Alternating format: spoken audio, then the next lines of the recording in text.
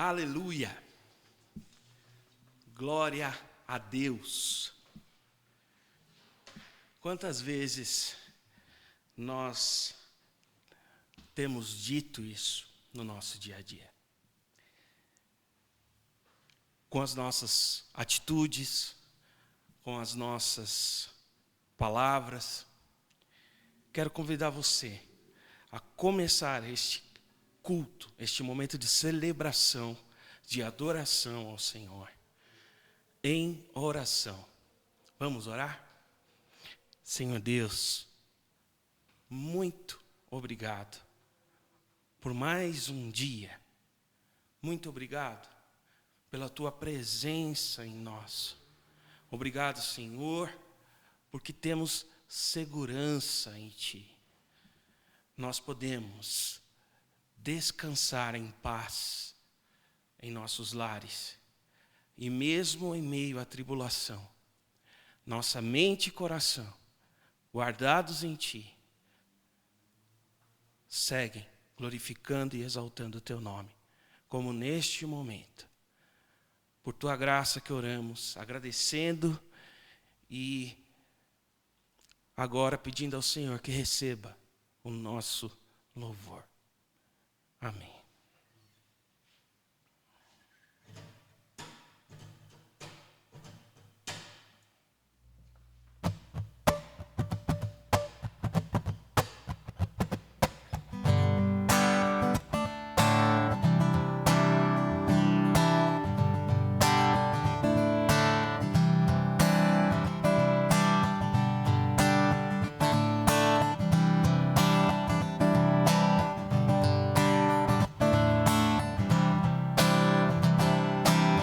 O Senhor é a minha luz e a minha salvação. O Senhor é a minha fortaleza, a quem então eu temerei. O Senhor é a minha luz e a minha salvação.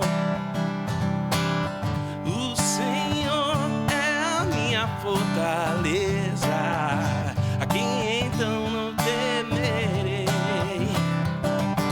Se contra mim um exército se acampe, mesmo assim não temerei. Confiarei na força do meu Deus, esperarei. O Senhor age por mim.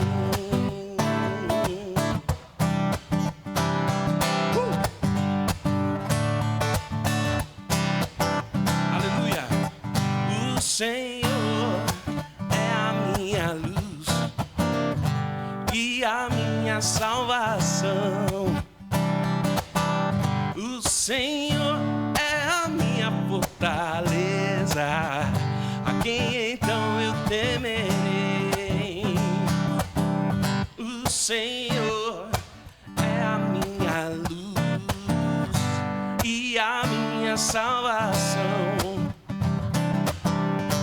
O Senhor é a minha fortaleza, a quem então eu temerei. Se contra mim um exército se acampe, mesmo assim não temerei. Confiarei na força do meu Deus, esperarei. O Senhor age por mim.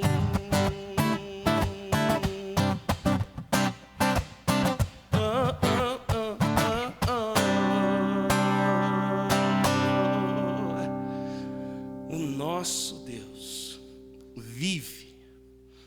Você pode, através do passarinho que canta ali na sua casa, próximo, o bem-te-vi que canta ao Criador, ele mostra uma pitadinha do cuidado de Deus, do amor de Deus por nós.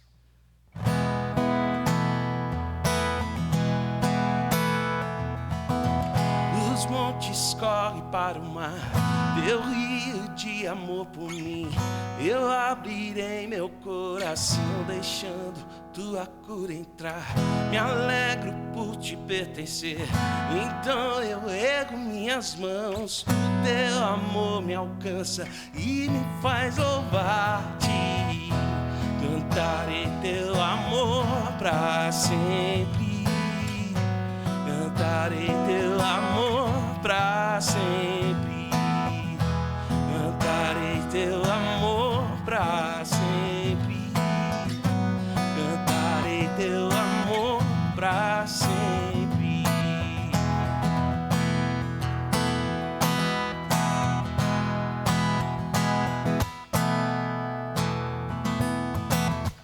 Dos montes correm para o mar, teu rio de amor por mim. Eu abrirei meu coração, deixando tua cura entrar. Me alegro por te pertencer, então eu ergo minhas mãos. O teu amor me alcança e me faz louvar-te. Cantarei teu amor pra sempre. Cantarei teu amor pra sempre. Cantarei teu amor pra sempre. Cantarei seu amor pra sempre. O coração exulta, com alegria eu canto. Se o mundo conhecer a ti, ele se encherá com a tua alegria. Cantarei seu amor pra sempre. Cantarei seu amor pra sempre. Cantarei seu amor pra sempre. Cantarei teu amor pra sempre. Meu coração exulta, com alegria eu canto. Se o mundo conhecer a ti, ele se encherá com a sua alegria. Cantarei seu amor pra sempre. Cantarei seu amor pra sempre. Cantarei seu amor pra sempre, Deus. Cantarei seu amor pra sempre. Cantarei seu amor pra sempre. Cantarei seu amor pra sempre. Cantarei seu amor pra sempre. Cantarei seu amor pra sempre. Vamos orar. Senhor, nós te louvamos, nós engrandecemos o teu nome com canções, reconhecendo que só o Senhor é digno de toda adoração. Ó Deus, neste momento, nós queremos clamar ao Senhor por cada coração aflito sobre a face da terra. Clamar ao Senhor pelos missionários, os irmãos que em meio a toda essa pandemia têm enfrentado, Senhor, maiores dificuldades do que antes. Ó Deus, sê com eles, fortalecendo, Senhor. Ó Pai, com as bases missionárias, Senhor, dando recursos, ó Pai, trazendo, Senhor, luz, esperança em meio à aflição. Senhor, a Ti clamamos, pois tudo vem de Ti. Aleluia, em nome de Jesus.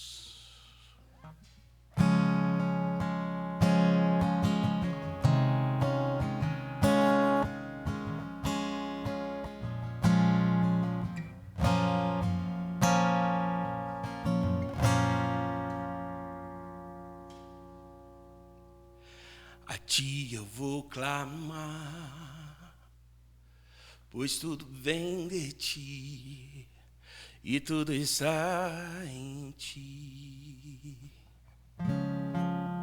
Por ti vou caminhar, tu és a direção, o sol é me guiar. Tudo pode passar, seu amor jamais me deixará. Sempre há de existir nova manhã preparado pra mim. Todas as coisas cooperam para o bem, preparado pra mim.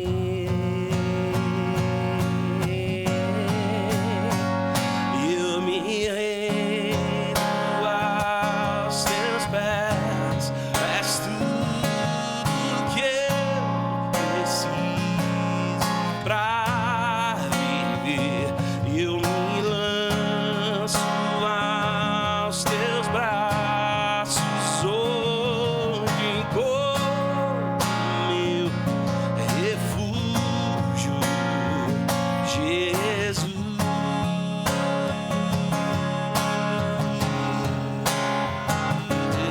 aqui,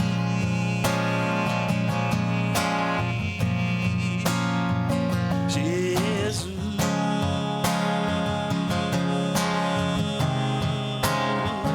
Eis-me aqui,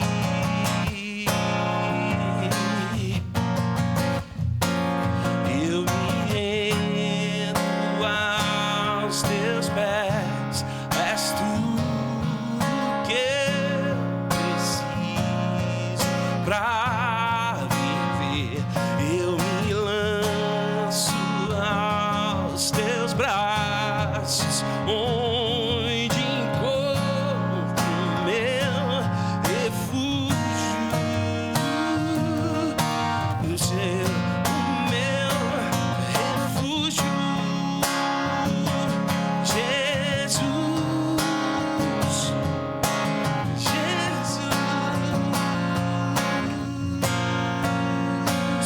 Eis-me aqui,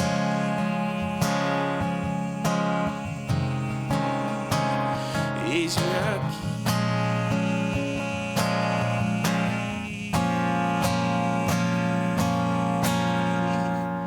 Senhor, e agora, que a tua palavra que será proclamada chegue aos nossos corações e gere frutos para a tua honra e glória, no nome de Jesus. Amém.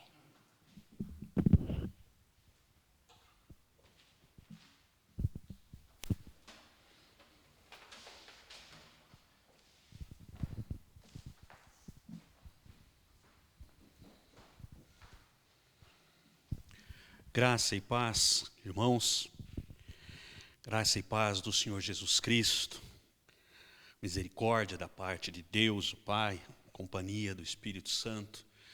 Bom mais uma vez nos reunirmos no mundo virtual para falarmos da palavra de Deus, para cultuarmos o nosso Deus, para ouvirmos o que Ele tem a dizer e para nos alimentarmos, para enfrentarmos mais uma semana, mais alguns dias, as batalhas que nós temos enfrentado, passarmos pelas angústias, passarmos pelos problemas, aproveitarmos as bênçãos, gozarmos da prosperidade, enfim, vivermos a vida que Deus, na sua imensa graça e misericórdia, nos tem dado para viver.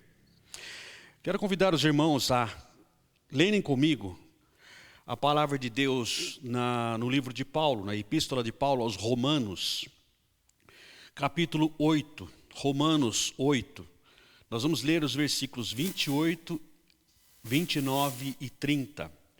Romanos 8, 28, 29 e 30. Sabemos que Deus age em todas as coisas para o bem daqueles que o amam, dos que foram chamados de acordo com o seu propósito. Pois aqueles que de antemão conheceu, também os predestinou para serem conformes à imagem do seu Filho, a fim de que ele seja o primogênito entre muitos irmãos.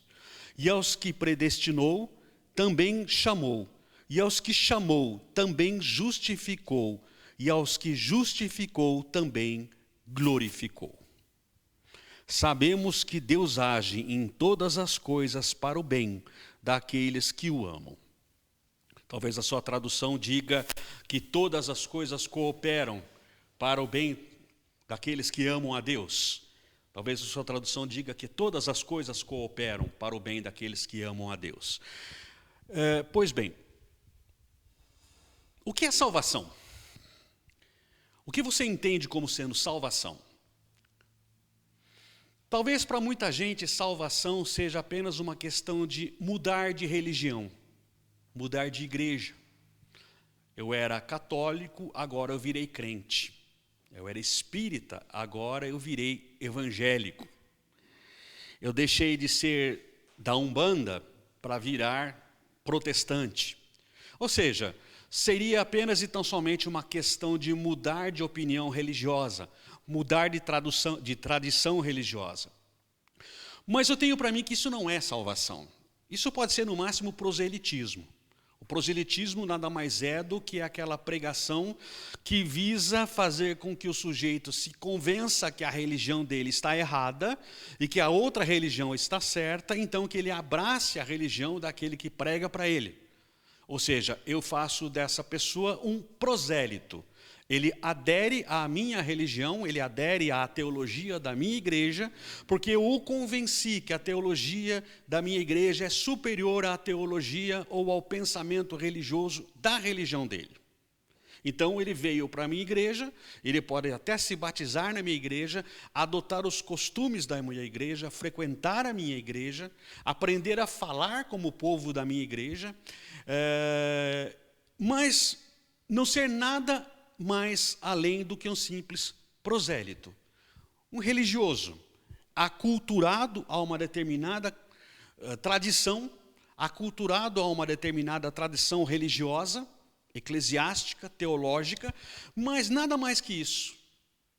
Do ponto de vista interno, no seu coração, ele continua sendo tão não cristão, continua sendo tão não filho de Deus como sempre foi. E podemos viver a vida numa igreja, podemos viver a vida numa comunidade cristã, sem necessariamente termos sido salvos. Sem necessariamente termos conhecido de fato a salvação que nos é oferecida na palavra de Deus. Portanto, a nossa meditação hoje, ela tem a ver com isso. O que é salvação? Eu gostaria de falar com os irmãos sobre o processo da salvação. Processo da salvação. Já chamando a atenção dos irmãos para a palavra processo. Porque salvação, ela não se resume a um ato específico de eu entender a mensagem do Evangelho, de eu entender um sermão que me explica a doutrina da salvação, e a partir do momento que eu o entendo, eu aceito um apelo e proclamo ou digo perante a congregação que creio que Jesus Cristo é o Filho de Deus e o aceito como meu Salvador, então agora eu quero fazer parte desta comunidade, eu quero me batizar nessa comunidade, eu quero participar dela, eu quero frequentar, eu quero fazer parte da vida dela, congregando com os irmãos nessa comunidade, praticando os rituais dessa comunidade, falando como o pessoal dessa comunidade, adotando os costumes dessa comunidade. Tudo isso faz parte de um aculturamento evangélico, de uma aculturação religiosa, em que eu substituo uma roupa de uma religião para adotar a roupa de outra religião. Mas isso tudo é externo. Pode ser que nada disso signifique transformação do meu coração. E então eu não serei um convertido, eu serei apenas um prosélito. Observe que o texto que nós acabamos de ler nos diz que Deus age em todas as coisas com um objetivo, com um propósito. Ou seja, em primeiro lugar, a salvação, o processo de salvação implica um propósito. Deus não me chamou para ser membro de uma igreja, pura e simplesmente. Deus não me chamou para eu mudar de religião. Deus não me chamou para eu adotar um determinado código moral, um conjunto de pode e não pode. Deus não me chamou para eu agora fazer parte de uma organização eclesiástica, para eu assumir os rituais dessa organização eclesiástica. Agora eu não frequento mais os bares, agora eu frequento o culto. Agora eu não vou mais ao futebol domingo, agora eu vou à escola dominical. Agora no sábado à noite eu não vou para a balada, agora eu vou para a reunião da mocidade. Durante a semana eu não vou ficar vendo novela, eu vou participar do círculo de oração. Eu já não uso mais uma roupa decotada, eu já não uso mais uma roupa ousada. Agora eu uso blusa fechada, saia, eu uso um terno, uso uma gravata. Eu me coloco perante a sociedade como alguém respeitável. Minha linguagem mudou, eu já não falo mais, já não sento na roda do bar para ficar falando besteira, para falar de coisas do mundo. Agora a minha linguagem é uma linguagem santa. Eu só converso agora com os irmãos da igreja. Agora eu só converso com as irmãs da igreja. Eu não vejo programas do mundo. Eu não ouço música do mundo. Eu ouço música da igreja. Eu já não ouço mais, eu já não sigo mais a filosofia do mundo. Agora eu ouço o meu pastor. Agora eu ouço os pastores da minha igreja. Eu já não leio livros do mundo. Agora eu leio livros evangélicos. Percebe então que nós construímos uma cultura evangélica e entendemos que a partir do momento que nós assumimos os parâmetros dessa cultura evangélica, nós então estamos convertidos. E a partir daí nós entendemos que nós nascemos de novo e que estamos salvos. Quando na verdade nós corremos o risco de estarmos tão pura e simplesmente nos contentando em trocar de cultura, trocar de costumes, trocar de filosofia, trocar de vocabulário, trocar de vestuário, trocar de ambientes a frequentar, trocar de coisas a fazer, mas não necessariamente estarmos salvos, não necessariamente termos sido redimidos por Deus. Ok, qual é então a diferença entre a salvação como ela é proposta nas Escrituras Sagradas e a salvação como nós muitas vezes entendemos e somos ensinados a crer? É que a salvação, de acordo com a palavra de Deus, ela é um processo em que Deus estabeleceu um propósito, e o propósito de Deus é nos transformar à imagem do seu Filho, de tal maneira que Jesus agora vai ser apenas o primeiro, o primogênito dentre muitos irmãos. O que Deus faz quando nos salva não é trocar a nossa roupa, trocar o nosso vocabulário, trocar os nossos ambientes, trocar os nossos costumes, trocar a nossa moral. O que Deus faz é trocar a nossa natureza. Quando Deus criou o homem, criou Adão, criou Eva, o objetivo de Deus foi criar uma raça de seres que se distinguia das plantas, se distinguia dos demais animais, para que esse ser que ele havia criado e no qual ele soprou o fôlego da vida, viesse a se transformar, viesse a crescer e multiplicar-se, e em crescendo, se transformasse em alguém mais próximo do próprio Deus. Deus não criou Adão e Eva para que eles se resumissem a ser Adão e Eva e se multiplicassem na terra e se resumissem a ser apenas e tão somente a humanidade, um extrato animal como qualquer outro animal. O homem foi criado para crescer em comunhão com Deus, para andar com Deus, para ser filho de Deus.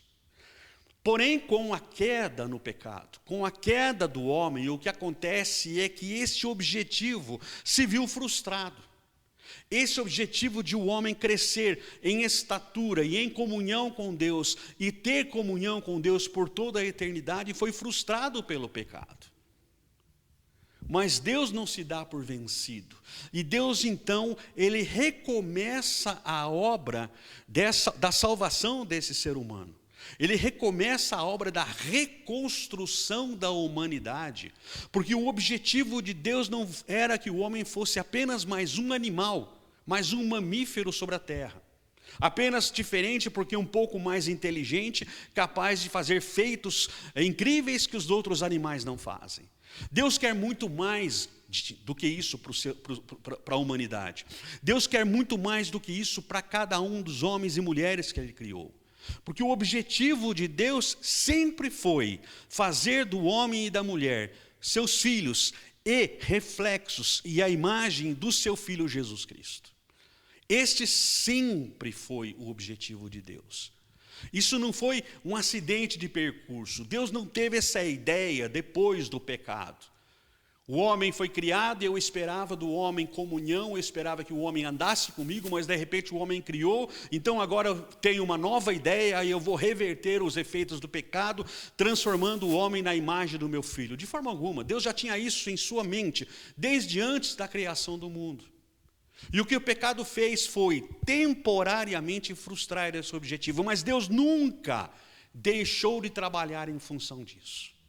Por isso é que a história bíblica nos conta como Deus então começa a trabalhar na história da humanidade com o objetivo de trazer o homem de volta do pecado para a libertação do pecado, para que o homem então seja salvo a tal ponto que o homem no curso da salvação atinja a medida da maturidade que Deus planejou para o homem, que é a semelhança do seu Filho Jesus. Portanto, nós não fomos salvos para mudar de igreja. Salvação não tem nada a ver com mudar de igreja, não tem nada a ver com mudar de religião, não tem nada a ver com mudar de código moral, de código de ética, não tem nada a ver com adotar uma determinada teologia, um determinado vocabulário, um determinado jeito de ser. Não. Salvação tem a ver com Deus nos buscar lá no lamaçal do pecado onde nós estamos ou onde nós estávamos e nos limpar, nos redimir com o objetivo de nos transformar à imagem do seu Filho Jesus. Vale lembrar que os nossos irmãos da igreja de Antioquia no século I foram aqueles que primeiro foram chamados de cristãos, e a expressão cristão significava pequenos cristos. Aqueles irmãos abraçaram de tal forma a salvação de Deus, levaram a coisa de tal forma a sério, que quem olhava para a igreja de fora não sabia distinguir quem era Cristo, porque aqueles irmãos, todos eles eram parecidos com Cristo. E é interessante porque a expressão cristãos, pequenos cristos, era usada inclusive de maneira vexatória. Era uma maneira de ofender os cristãos. Tanto quanto o mundo desprezava Jesus, desprezou Jesus, haveria de desprezar os cristãos. Porque os cristãos, de fato, estavam tão parecidos com Jesus que eles começaram a merecer o desprezo do mundo. Deus me salvou, Deus te salvou, nos resgatou, nos redimiu para transformarmos-nos à imagem de Jesus. Se você quer saber se você está salvo, se você quer saber se você está no caminho certo com Deus, a pergunta não é se você frequenta o culto todo domingo. A pergunta não é se você assiste o culto todo domingo. A pergunta não é se você lê a Bíblia todo dia. A pergunta não é se você ora todo dia. A pergunta é, você está hoje mais parecido com Cristo do que você estava ontem? Você está hoje mais parecido com Jesus do que você estava no ano passado? A nossa preocupação com relação à salvação é estarmos dispostos nas mãos de Deus para que Ele nos transforme, não em melhores crentes de acordo com os padrões do ser crente que nós encontramos no mundo, mas que Ele nos transforme cada vez mais à imagem e semelhança de Jesus. E nós só vamos poder ter certeza da nossa salvação, não é porque de repente a nossa teologia nos diz que estamos salvos, mas é porque nós olhamos para nós e observamos o Espírito Santo trabalhando em nós. E se nós começarmos a entendermos-nos como mais parecidos com Jesus a cada dia, então nós podemos ter certeza de que fomos salvos, estamos sendo salvos e seremos salvos. A certeza da salvação, portanto, não está no conhecer e concordar com uma determinada doutrina que me diz que uma vez salvo, sempre salvo. A certeza da salvação está em observarmos se na nossa vida o fruto da salvação está se manifestando. E o fruto da salvação é o caminhar em direção à imagem de Jesus. Foi o que o texto disse, é o que a palavra de Deus nos diz. Ela nos diz que Deus age em todas as coisas para o bem daqueles que são chamados de acordo com o seu propósito. Porque aqueles que de antemão Ele predestinou para serem conformes à imagem do seu Filho. Ele nos predestinou não para sermos presbiterianos, não para sermos batistas, não para sermos assembleianos, não para sermos crentes.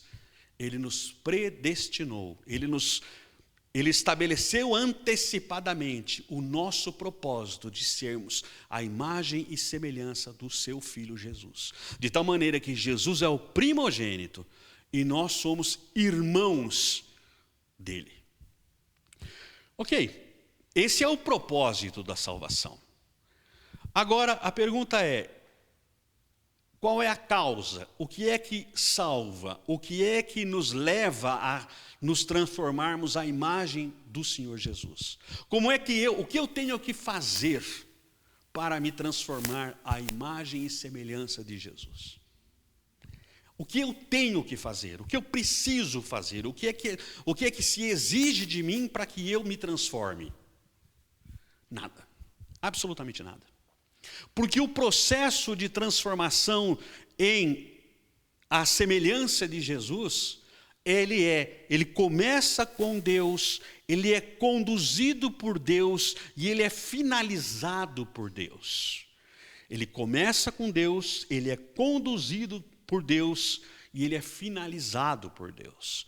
Notem o versículo 30. E aos que predestinou, ou seja, aqueles que ele estabeleceu antecipadamente como sendo objetos da sua vontade de que sejamos feitos à imagem de Jesus, aqueles que ele então predestinou, ele chamou. E aqueles que ele chamou, ele justificou.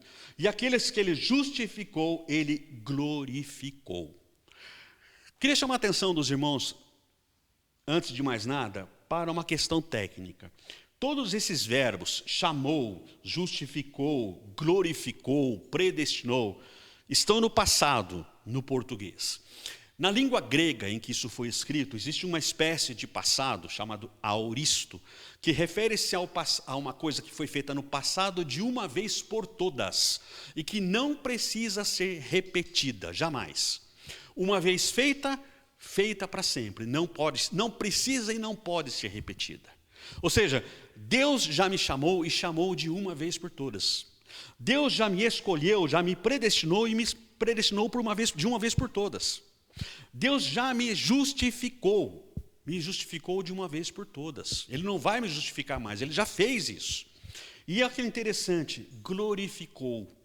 E ele já me glorificou e de uma vez por todas. Esta glória vai se manifestar no futuro, quando nós ressuscitarmos, porque nós ressuscitaremos com um corpo glorificado, um corpo semelhante ao corpo que atualmente possui o Senhor Jesus. Mas Deus não está, a palavra nos diz que nós já fomos glorificados, nós não seremos glorificados. Esse é um mistério da palavra de Deus. E isso é muito importante porque isso nos deixa claro que nós não fazemos nada. É Deus quem predestina, é Deus quem chama, é Deus quem justifica e é Deus quem glorifica. Tudo começa em Deus, tudo passa por Deus e tudo finaliza em Deus. Ele é o responsável por todo o processo de transformação e por todo o processo de conversão, por todo o processo de justificação. Se havemos de ser feitos à imagem e semelhança de Jesus, quem vai fazer isso é Deus. Porque, meus irmãos, é pela graça, não é pela tua força, não é pela minha força. Não importa o quanto eu ore, o quanto eu jejue, o quanto eu estude a palavra, tudo isso é fundamental e indispensável. mas tudo aquilo que é necessário para a minha salvação e a minha santificação e a minha transformação e a minha glorificação, a ponto de nós nos tornarmos a imagem e semelhança de Jesus, vem de Deus. Começa com Deus, passa por Deus e termina em Deus. Não depende de mim, não depende de você, porque é pela graça. Se dependesse de cada um de nós, nada aconteceria. Porque nós não somos merecedores. Nós jamais merecemos. Não houve um momento na história em que nós merecêssemos que Deus nos resgatasse, que Deus nos buscasse, que Deus nos escolhesse, que Deus nos glorificasse. Deus poderia muito bem ter passado uma régua lá no Éden, a partir do momento em que Adão e Eva se rebelaram, passado uma régua, desistido do projeto e vivido eternamente com o Espírito Santo, com Jesus, a Santíssima Trindade, por toda a eternidade. Mas na sua graça, no seu amor, Deus resolveu não desistir desse projeto e tomou a iniciativa de se fazer homem, morrer por nós, de tal maneira que ao ressuscitar, Ele tornasse possível que nós também voltássemos à vida, e a uma vida que Ele nos dá, para que Ele mesmo nos transforme à imagem e semelhança do Seu Filho. Graça, pura e simplesmente graça. Nada vem de mim, nada vem de você. Com os nossos braços, com a nossa inteligência, com a nossa língua, nada podemos fazer. Mas foi Ele que chamou. Foi Ele que amou primeiro, chamou, justificou, glorificou. Glória seja dada somente a Ele. Estamos a caminho de sermos feitos à imagem e semelhança de Jesus. Ressuscitaremos prontos e acabados. Hoje estamos no processo. E tudo vem dEle, tudo é Ele que tem feito. E tudo é Ele que vai fazer. E em terceiro lugar, como é que Ele faz isso? Como é que Ele faz isso? Não é que nós às vezes pensamos que somos um boneco de chumbo e que de repente Deus estala os dedos, estamos convertidos, estamos transformados, fomos transformados em filhos de Deus e agora já estamos prontos e esperamos a morte para irmos para o céu após a morte ou então sermos transformados se Jesus voltar antes. Então nós pensamos, agora eu já sou crente, Deus já me salvou, vou viver a vida do jeito que eu tenho que viver, e um dia eu vou morrer, e como eu já estou salvo, e fui salvo de uma vez por todas, eu vou morrer, vou acordar no céu, e no último dia eu vou ressuscitar para morar no reino de Deus eternamente. Isso é meia verdade. Isso é meia verdade.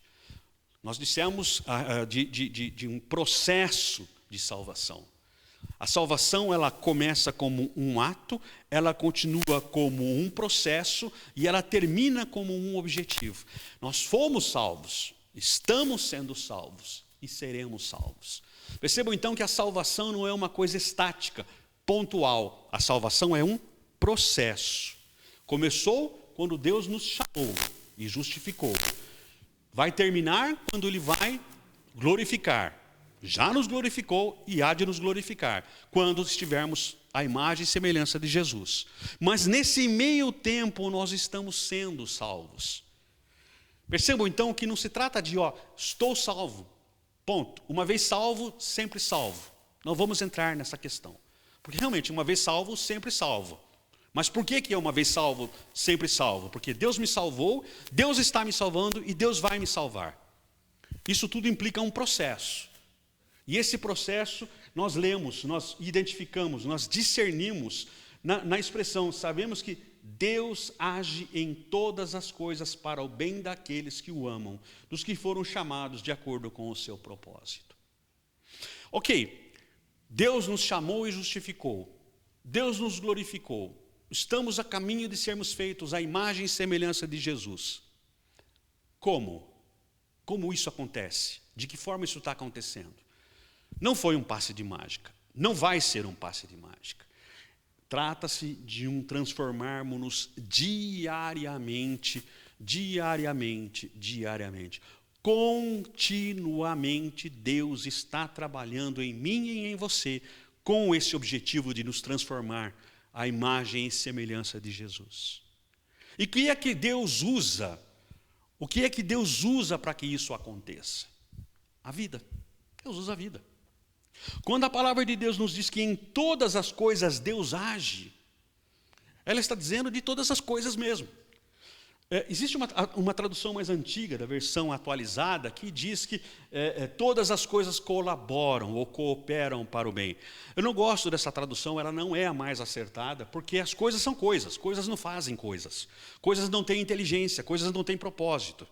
É Deus que age nas coisas e faz com que as coisas cooperem.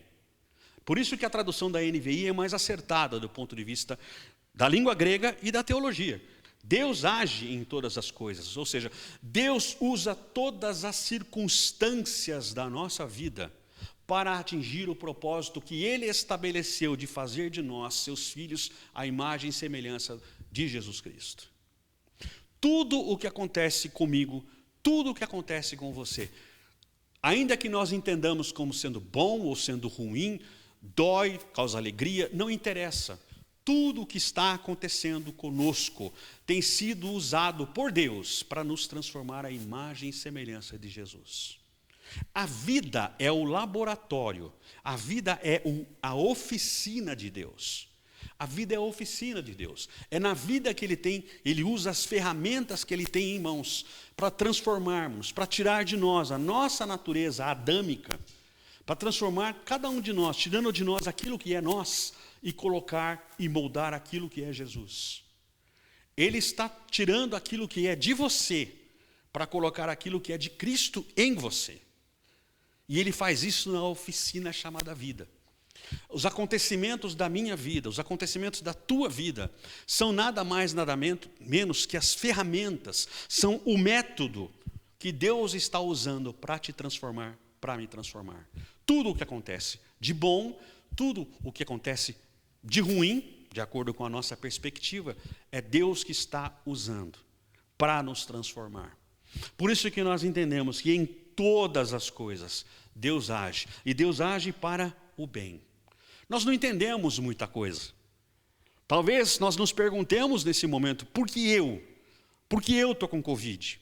Por que o meu pai está com Covid? Por que eu perdi meu irmão para a Covid? Por que eu perdi a minha esposa? Por que eu perdi o meu marido? Ou por que ficou com sequela? Ou por que eu perdi o emprego? Ou por que fulano perdeu o emprego? Por que fulano sofreu um acidente e morreu? Enfim, gente, tudo que acontece, e tudo que está acontecendo agora, para um pouquinho, olha para si e pergunte o que está acontecendo na sua vida agora, no teu contexto agora. O que você está enfrentando na vida agora, de bom ou de ruim? Pois bem, entenda que isto aí é ferramenta de Deus. Você está na oficina de Deus. Se você está vivo hoje, é porque Deus está trabalhando. Você está na oficina dele. E Deus está trabalhando na sua vida através de todas as circunstâncias. De todas as circunstâncias. E é Deus que está fazendo. É Deus que está por trás. Podemos não enxergar, podemos não entender, podemos não aceitar, podemos não nos conformar. Isso faz parte da nossa natureza. Mas não podemos negar que Deus está por trás disso.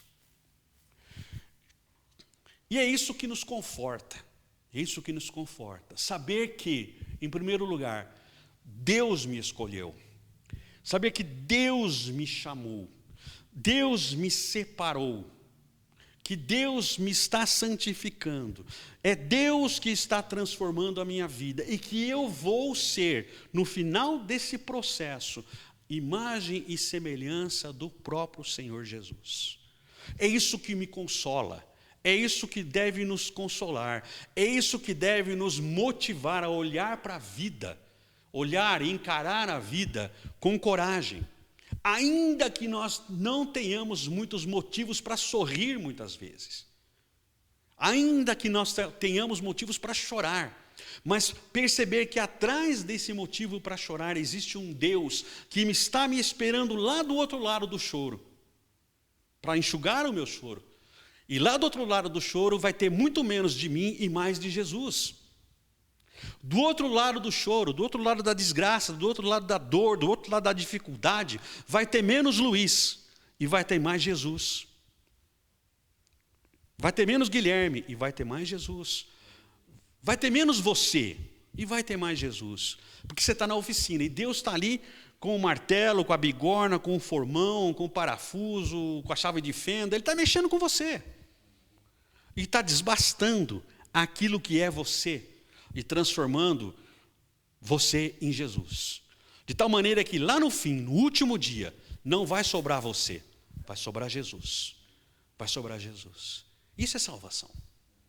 Salvação é isso. Salvação é esse processo que começa com um chamado que vem de Deus, que passa pela justificação que vem de Deus, que passa pela santificação que vem de Deus e que termina na glorificação que vem de Deus.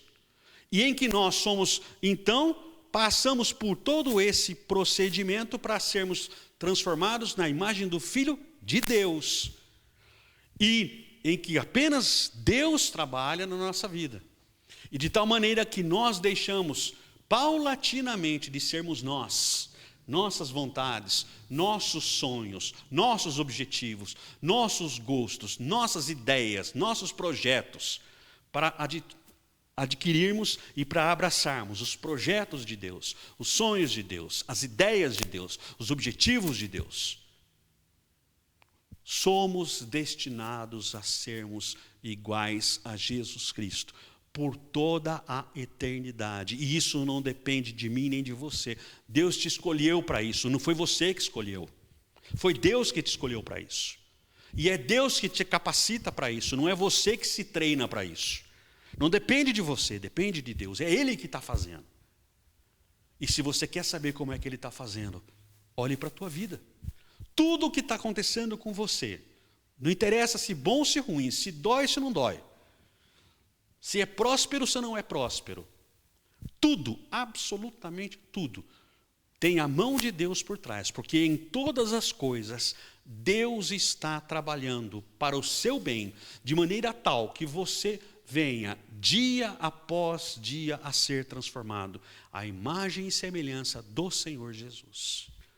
Então hoje, a minha fala, a minha exortação é para que você preste um pouco atenção na sua vida.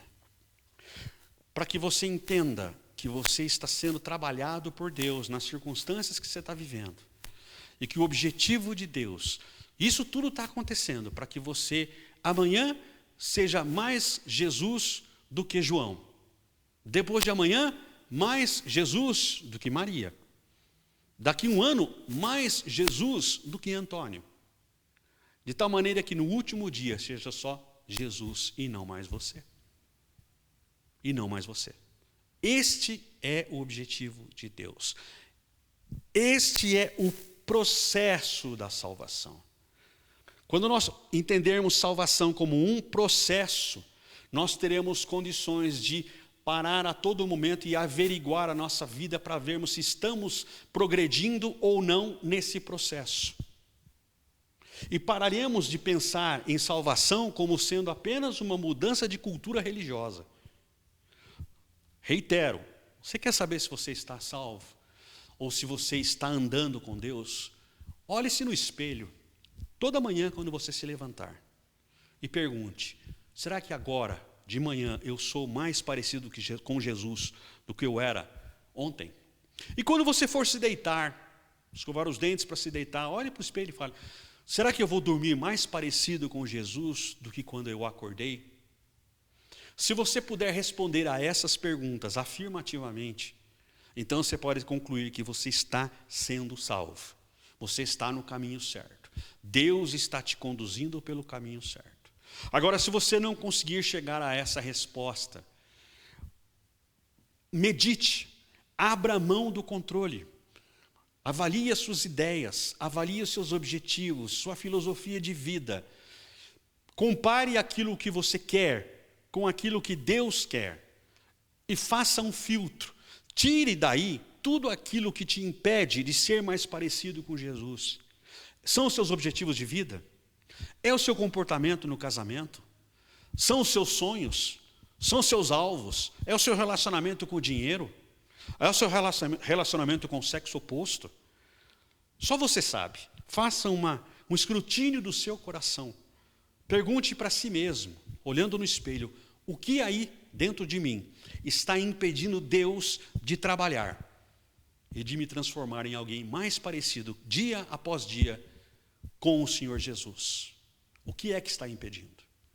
Irmão, irmã, Deus te escolheu, Deus te chamou, Deus já te glorificou e há de glorificar. Deus está te transformando. A vida que você vive hoje é a oficina em que Deus está trabalhando para fazer de você alguém mais parecido a cada dia com o Senhor Jesus. Avalie a sua vida. Pergunte para você mesmo. Consulte o seu travesseiro. E se precisar consertar alguma coisa, coloque na mão de Deus, porque não é você que vai consertar. Apenas confesse: Senhor, isso está difícil de entregar na tua mão, mas que o teu Espírito Santo me capacite a entregar. Porque tudo começa com Deus, tudo passa por Deus, tudo termina em Deus. Sua única obrigação é abrir mão de tudo. Abrir mão e dizer: Senhor, eu quero. Senhor, me transforma. Senhor, me salva. Deus abençoe a cada um de nós, nos capacite a enxergar a mão de Deus trabalhando nas circunstâncias da vida e entender que Ele assim está fazendo, porque Ele quer que eu morra, que você morra, e que somente o Senhor Jesus viva através da nossa vida, porque isto é a salvação. Amém? Vamos orar? Pai, obrigado pela Tua palavra, Senhor. Eu te peço agora, Senhor, que ela foi proclamada, que o Espírito Santo ilumine o nosso coração para que nós entendamos, ó Pai. E que Teu Espírito Santo capacite-nos, ó Deus, a ficarmos quietos e deixar o Senhor fazer a obra. Chama a nossa atenção, Pai, para tudo aquilo que está atrapalhando a nossa salvação. Tudo aquilo que está atrapalhando a Tua obra de nos transformar à semelhança do Senhor Jesus, Pai. Sabemos que o Senhor nos escolheu e por isso somos eternamente gratos. Sabemos, ó Deus, que das Tuas mãos ninguém nos arrebata. Por isso estamos eternamente seguros. Agora te pedimos, ó Pai, que nós não sejamos o pior estorvo na Tua obra, mas que o Senhor nos vença, Senhor, como venceste a Jacó, e nos transforme, Senhor, à imagem e semelhança do Teu Filho. Faz a Tua obra, Pai, na nossa vida, em nome de Jesus. Amém.